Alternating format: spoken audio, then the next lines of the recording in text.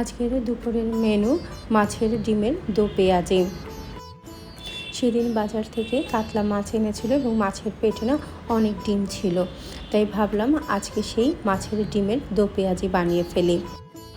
প্রতিদিনই ভাবি যে ডিমের দো পেঁয়াজি রান্না করব, কিন্তু আর সেটা হয়ে ওঠে না, কোনো না কোনো কারণে আর রান্নাই হচ্ছে না, তাই ভাবলাম আজকেই রান্না করে ফেলি।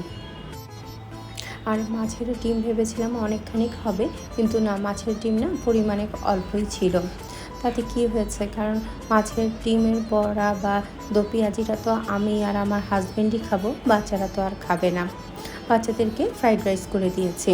আর মাছের ডিমের বড়া বানানোর জন্য প্রথমে আমি মাছের ডিমটা ভালো করে ধুয়ে নিয়ে এর মধ্যে আদা, রসুন, একটু মরিচের গুঁড়ো, হলুদ গুঁড়ো, তারপরে জিরা গুঁড়া, ধনিয়ার গুঁড়া আর বেসন দিয়ে ভালোভাবে মাখিয়ে নিয়েছি। আর আমি না ডিমের বড়াটা ভাজবো যখন, তখন না অল্প তেলেই ভাজবো, বেশি আর তেল দেওয়ার প্রয়োজন হবে না। এখানে বেসনের পরিবর্তে চালের গুঁড়ো ব্যবহার করা যায়।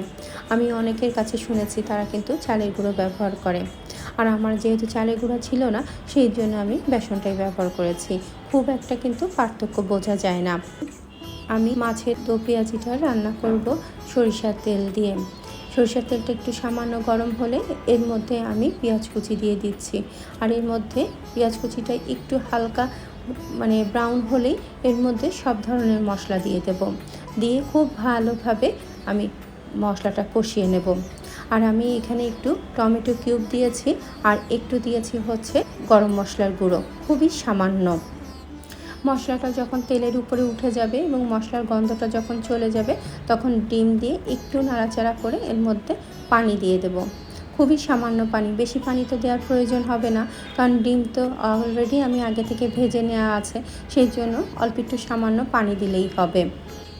আর নামানোর কিছুক্ষণ আগে আমি একটু কাঁচামরিচ দিয়ে দিচ্ছি, আর একটু ধনিয়া পাতা দিয়ে দিচ্ছি। মাছের বড়া তো এমনি খেতেই কিন্তু অনেক মজা, যেহেতু দুপুরের মেনু, এত শুকনো শুকনো হলে তো আর হবে না, সেই জন্য একটু গ্রেভি করে নিলাম।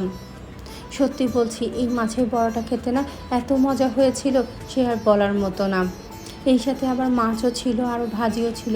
আমি আর কিছু দিয়েই খাইনি, আমি শুধু মাছের বড়া দিয়েই ভাত খেয়ে উঠেছি।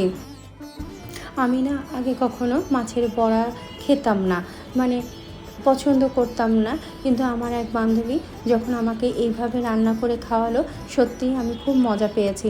তারপর থেকেই আমি এইভাবেই রান্না করে খাই। দুপুরে খাওয়া শেষে একটু মিষ্টি না খেলে হয় বলো, সেই জন্য একটু মিষ্টি দইয়ের সাথে একটু টক দই নিয়ে নিলাম। খেতে কিন্তু বেশ ভালোই লাগছিল। আজকে এতটুকুই। সবাই ভালো থেকো, সুস্থ থেকো, আর নিজের প্রতি খেয়াল রেখো।